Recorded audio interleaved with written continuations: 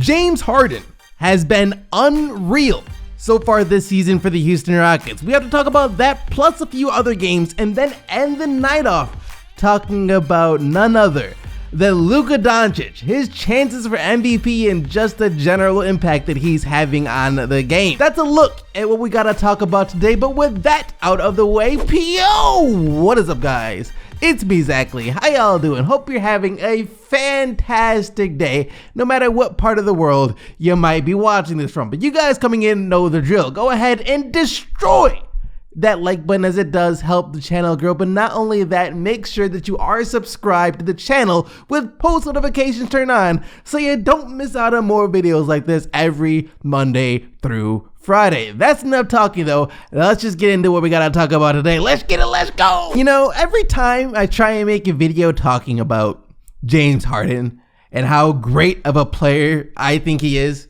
I'm met with the usual backlash that anyone that tries to support James Harden is met with.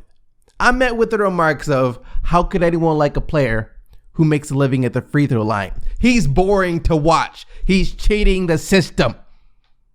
There's a lot of people that just don't like the way that James Harden plays. And I can't be mad at that. To each their own, right? That everyone's gonna have a preferred play style. And sure, James Harden might not be the most exciting player to watch. He might not be oohing and awing as much on a consistent basis as much as he is breaking the game down to a level in which he can do what he does. But even if you do not like the way James Harden plays, there is absolutely nothing you can say against this man's game. He's averaging 39.2 points per game this year, just under 40 points per game in playing in 14 games. Rebounds are down. Of course, he's sharing the backcourt with Russell Westbrook and still getting over 7 assists per game. And something that I respect so much about James Harden is how he's gotten better literally every single year since he's come into the league. You look at his first year in the league, averaging 10 points per game as a rookie. Second year, putting up 12. Third year, his breakout year with the Thunder when they make it to the NBA Finals. 16.8 points per game off the bench, sharing the ball with Russell Westbrook and Kevin Durant. Of course, we then know what goes down. The OKC Thunder make a mistake, what seems to be a mistake of a lifetime, by letting James Harden go. Gets to the Houston Rockets and shows that he can be a franchise player, puts up 26 points per game immediately. And after that, the rest has been history to once again this year, where he's averaging 39.2 points per game. Ladies and gentlemen, I did not think James Harden could average more than 36 points per game he's averaging last year. And there are going to be some people who say that he probably won't, that it's still early into the season. But I definitely don't think that that's going to be the case.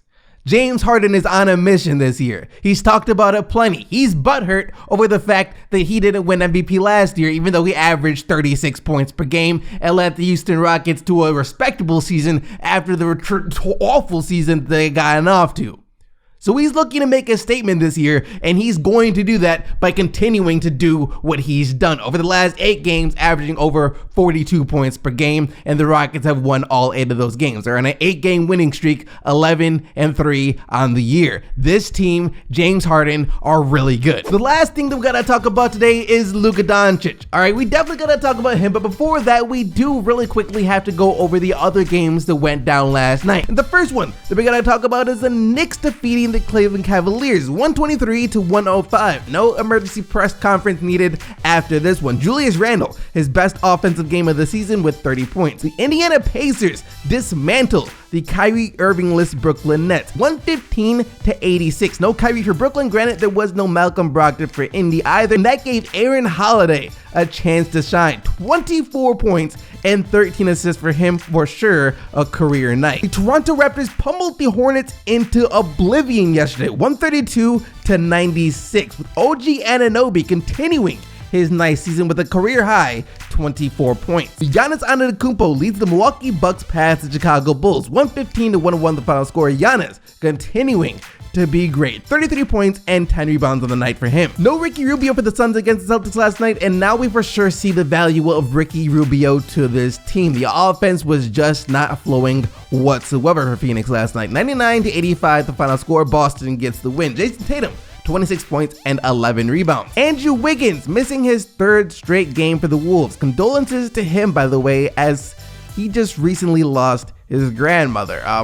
The Wolves, though, pulling this one out 112-102, their first win without Wiggins, and it's because of Karl Anthony Towns connecting on a career high 7 made triples, 7 of 15 from 3 for 29 points to go along with 13 rebounds and 5 assists. And lastly, for the recaps, Paul George squaring off his old team, even though the Thunder are pretty unrecognizable right now. 90-88 the final score, LAC getting the win. Paul George finally looks a little bit human, only 17 points in this one, but it's okay. Montrezl Harrell was there to save the day. 28 points, 12 rebounds, and 5 assists. Look, I know Lou Williams is the 6th man of the year guy in the NBA, but I think it's time for this guy to get his turn. He's averaging 18 points and 8 rebounds coming off the bench. 20 years old.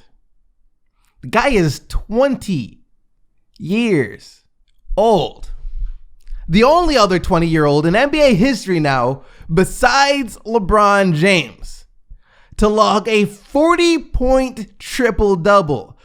42 points, 12 assists, 11 rebounds, and a dagger for the 20-year-old Luka Doncic in the Mavericks' victory over the San Antonio Spurs, 117-110. This was his, 6th triple-double of the year. On the season, he's averaging just under 30 points per game, shooting 47% from the field, only 31% from 3, just under 11 rebounds, and a little over 9 assists per game, with the Dallas Mavericks being the 5th seed in the Western Conference with an 8-5 record. Wins versus the Raptors. They got a win with the Spurs, of course. They beat the Nuggets, Pelicans, Wizards, Magic, Cavs. And for some reason, they can't beat New York. They lost to the Celtics, Lakers, and Blazers. The season is still very early, not even a third of the way through. But we all know that this is no fluke. We all know that Luka Doncic may be able to sustain this level of play. We'll have to see how his body holds up as the season progresses. And if that happens, if Luka Doncic continues to play at a place where he's flirting with or even achieves a 30-point triple-double in his 2nd year in the league at just 20 years old, after he just won Rookie of the Year, before that was over there in Europe winning championships and MVPs, comes to the NBA and does amazing things in his 2nd year in the NBA. Flirting with a 30-point triple-double. And if he leads the Dallas Mavericks to the NBA playoffs, there's no reason to believe that this man would not have a chance to win MVP. Why? Because he's 20 years old. 2nd year in the league, putting up a 30-point triple-double and leading his team to the playoffs. What more of a reason would you need to dub someone the MVP? You don't need any more of a reason. The story writes itself. And that's especially what the media is going to be after. They could give it to Giannis for a 2nd straight year in a row, or they could give it to James Harden, so he get his 2nd one and win 2 of the past 3, right? Those right now are the other options for the media when it comes to MVP. Right now, it is a 3-man race. LeBron James doing great things for the Lakers. He's not going to win MVP over any of these guys. Anthony Davis hasn't been playing at an MVP level yet for the Los Angeles Lakers. You look at the Boston Celtics, and you can't single out any one of those guys to give MVP to. Joel Embiid, not playing at an MVP level. Nikola Jokic, not playing at an MVP level. Kawhi Leonard hasn't been playing enough games to be playing at an MVP level. Paul George just came back. I mean, right now, it's Giannis. Give it back to him. Harden. Give it to him. He gets 2 out of 3, averaging almost 40 points per game. Neither one of these guys being bad options, because in any regular year, either one of these guys would be the MVP. But then you have the 20-year-old phenom flirting with a 30-point triple-double. That's the story that the media is going to go with. Why? Because it sells the most. Is he necessarily the best player in the NBA right now? No. Luka Doncic is not better than Giannis. He's not better than Harden. He's not better than those players right now. But the thing is, he's 20 years old. Neither of those guys, or basically any other player in league history, in modern league history, has been doing what Luka has been doing in just his second year in the NBA. And when you're talking about how great this guy could be all time, there is no limit at this point. There isn't. You can't say for certain that by the time it's all said and done, the Luka Doncic won't be the greatest player to have ever played basketball. You can't say that for certain. Why? Because only his second year in the NBA, he's only 20 years old. It's also egregious to say something like that, to say that he will because it's only his second year in the NBA, he's only 20 years old.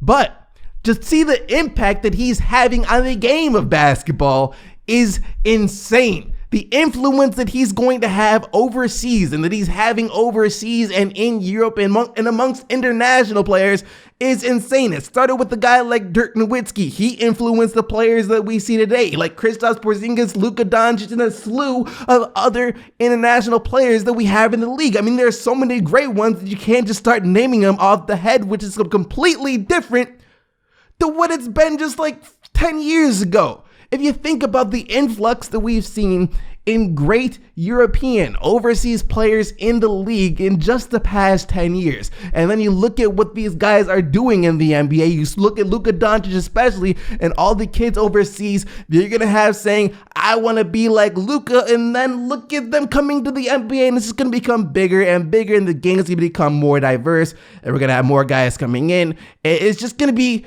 crazy. And then I'm really excited about a guy like Rui Hachimura, one of the first Japanese players to play in the NBA, the first good Japanese player to play in the NBA, to see the influx that he's going to have in Japan. So there's a lot of crazy things going on in the NBA right now. Luka Doncic is kind of at the center of a lot of it. That though is actually going to do it for everything that we had to talk about today. Hope you guys enjoyed this video. Let me know what you think about James Harden down in the comment section below. The dude's almost averaging 40 points per game. He could average 40 a game this season, but not only that, Luka Doncic, second player to drop 40-20 triple-double at 20 years old, 40-point triple-double at 20 years old. Got me flabbergasted, don't even know what I'm saying anymore.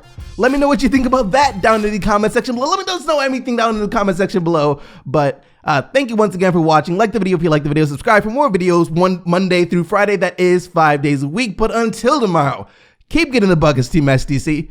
And I'm out of here. Peace.